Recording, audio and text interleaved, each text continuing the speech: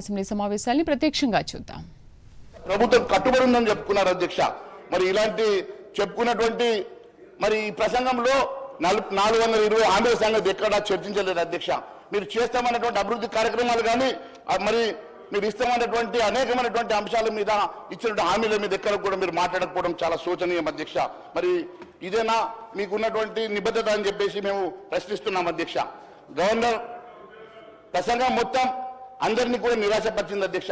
ప్రభుత్వం చేపడుతున్నటువంటి ఈ అంశంలో కూడా వీరు ఎక్కడ కూడా ప్రసంగంలో మరి పెట్టకుండా కేవలం ఇది ఒక డాక్యుమెంటరీ లాగా మీరు దీన్ని ప్రవేశపెట్టడం అనేది చాలా బాధాకరంగా ఉన్నది అధ్యక్ష.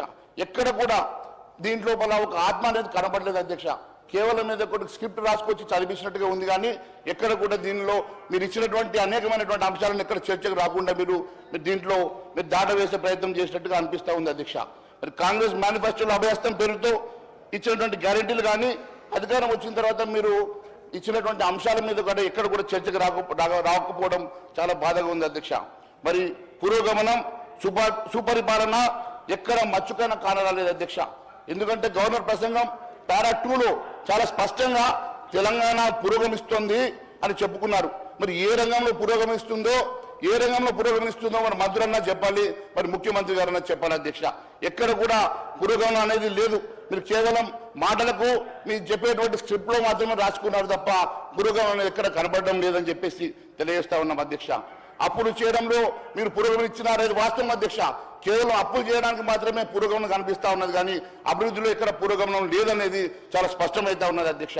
ఇది కేవలం మరి అప్పులు చేయడం కోసమే ఈ రాష్ట్రం ఏర్పడ్డట్టుగా కేవలం ఒక సంవత్సరంలోనే 1,52,000 కోట్ల అప్పులు తీసుకొచ్చేసి పురోగమిస్తుందని చెప్పుకునే ప్రయత్నం చేస్తున్నారు కానీ ఇచ్చిన హామీలు నెరవేర్చాలన్న చిత్తశుద్ధి ప్రభుత్వానికి కనబడతలేదు అధ్యక్ష.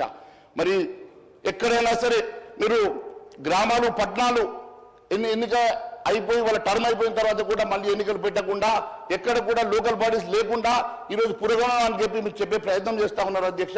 కనీసం ఎన్నికలు చేసి మరి వారిని అక్కడ ఉన్నటువంటి మరి లోకల్ బాడీ ఎన్నికలన్నా మీరు ఈరోజు పెట్టుకునేటువంటి పరిస్థితులు లేకపోవడం చాలా బాధాకరంగా ఉన్నది అధ్యక్ష.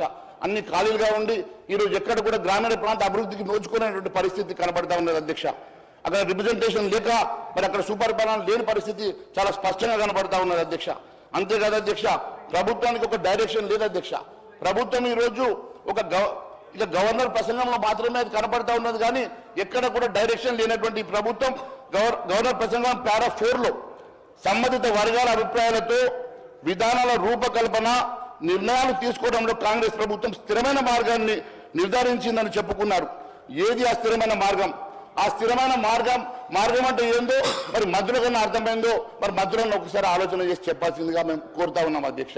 మరి స్థిరమైన ఇలాంటి మాటలైతే పునాదులు పిల్లర్లను పటిష్టపరచడం, సమ్మిళిత అభివృద్ధి, వినూత్నమైనటువంటి స్థిరమైనటువంటి పురోగతి అంటూ పదాల గారడి బాగా చేసింది తప్ప ఎక్కడ కూడా ఆచరణలో కనబడడం లేదు అధ్యక్ష. నేను ఒకటి అడుగుతా ఉన్నాం అధ్యక్ష, ఏది ఆ స్థిరమైన మార్గం? ఆ స్థిరమైన మార్గం అంటే మరి ఏందో ఒకసారి మీరు వివరిస్తే బాగుంటుంది. ఇక్కడ రైతులు, యువత, మహిళలు, కార్మికుల అభిప్రాయాలు ఏ అంశంలో తీసుకున్నారో కూడా చెప్పాల్సినటువంటి అవసరం ఉన్నది అధ్యక్ష. అంతేకాదు అధ్యక్ష,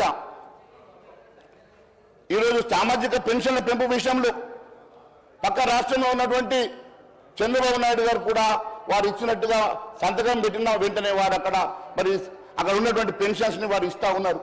మరి అదే ఇక్కడ తెలంగాణ రాష్ట్రంలో ఈరోజు పెన్షన్ల పెంపు విషయంలో ఎక్కడ మాట్లాడడం లేదేమంటే అప్పుల సంగతి చెప్తా ఉన్నారు. అలాంటి అప్పులు పక్క రాష్ట్రంలో కూడా ఉన్నాయి అధ్యక్ష. పక్క రాష్ట్రంలో కూడా ఇలాంటి అప్పులు మరి అనేకమైనటువంటి అప్పులు చేసినటువంటి పరిస్థితి మనం చూస్తాం.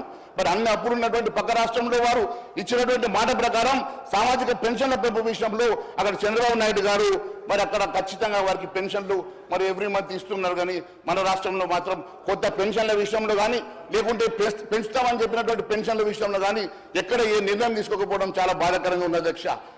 ఈరోజు అధికారంలోకి వచ్చి 15 నెలలు దాటినా కూడా ఇప్పటి వరకు పెన్షన్ల మీద కనీస కసరత్తు చేయాలన్నటువంటి ఆలోచన లేకపోవడం, దానిపై జూన్లోనే మరి ముఖ్యమంత్రి గారికి నేను బహిరంగ లేఖ రాసిన అధ్యక్ష. ఇప్పటి వరకు మరి ముఖ్యమంత్రి గారు మరి దాని మీద ఎలాంటి నిర్ణయం తీసుకోకపోవడం చాలా శోచనీయం అధ్యక్ష. అంతేకాదు ఇచ్చిన హామీల మేరకు సామాజిక పెన్షన్ మొత్తం 15 నెలలైనా కూడా మరి ఈ రాష్ట్రంలో మాత్రం అది మరి అమలు చేయకపోవడం చాలా బాధాకరంగా ఉన్నది అధ్యక్ష. 2,000 రూపాయలు 4,000 చేస్తామన్నారు. అదే కాకుండా మరి ఫిజికల్ ఛాలెంజ్ వారికి 6,000 రూపాయలు చేస్తామని చెప్పి ఒప్పుకున్నారు అధ్యక్ష. ఇప్పటి వరకు వారికి 4,000 పెన్షన్ కానీ మరి ఫిజికల్ ఛాలెంజ్ వారికి 6,000 పెన్షన్ కానీ ఇవ్వకపోగా కనీసం కొత్తగా 5 లక్షల దరఖాస్తులు వచ్చినాయి అధ్యక్ష.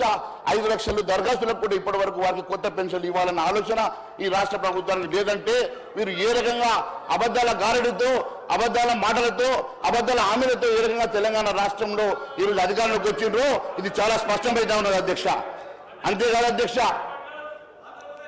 కేవలం అధికారం వచ్చిన 100 రోజుల్లోనే అమలు చేస్తామని చెప్పినటువంటి మరి అప్పటి పిసిసి అధ్యక్షుడిగా ఉన్నటువంటి రేవంత్ రెడ్డి గారు ముఖ్యమంత్రి అయిన తర్వాత 100 రోజులు కాదు కదా 15 నెలలు దాటిన ఇప్పటి వరకు కొత్త పెన్షన్ల విషయంలో కానీ లేకుంటే ఇచ్చిన ఉన్న పెన్షన్లని 2,000 4,000 చేస్తామన్న అంశంలో కానీ వారు ఎక్కడ కూడా కనీస ఆలోచన కూడా చేయకపోవడం నిజంగా బాధాకరంగా ఉన్నది అధ్యక్ష.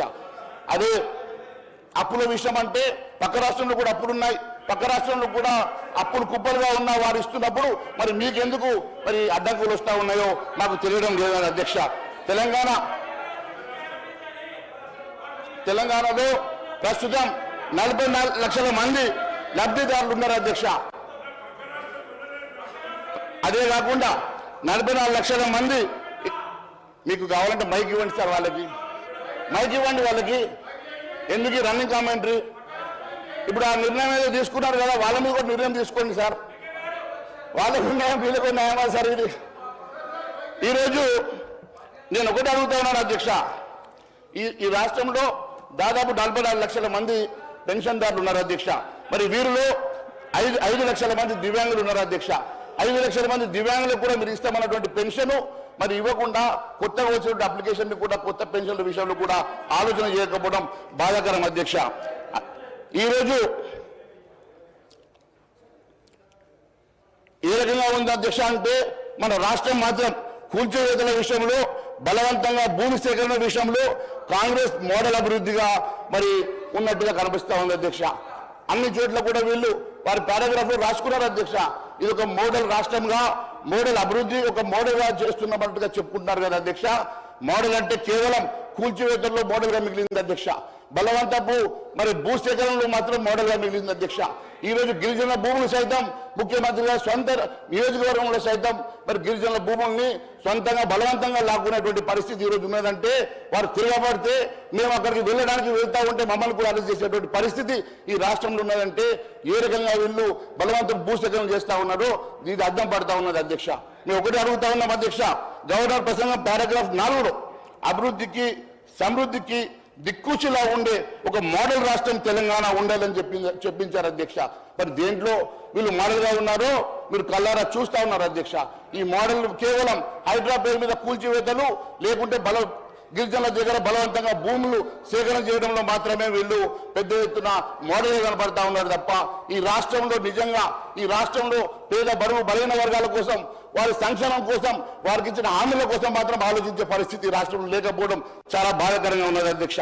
మరి ఎన్నో అంశాల లోపల భూసేకరణ విషయమే కాదు, మూసి ప్రక్షాళన, హైడ్రా పెరిమిట మీరు కూల్చివేతలు దాదాపు 100 రోజుల్లో దాదాపు 100ల ఇళ్లు కూల్చివేసినటువంటి ఘనత కన్నా ఉంది అని అంటే అది రాష్ట్ర ప్రభుత్వానికి ఉన్నది అధ్యక్ష. అదే మాదిరిగా ఈ రోజు చూస్తా ఉంటే 24 జూలైకి ముందు నిర్మించిన నిర్మాణాలను కూల్చేదే లేదంటా ఉన్నాడు కమిషనర్ అధ్యక్ష. అంటే దానికి ముందు కట్టుకున్న వాటిని కూల్చినట్టుగా అధ్యక్ష. కానీ పేద బడుగు బలైన వర్గాలు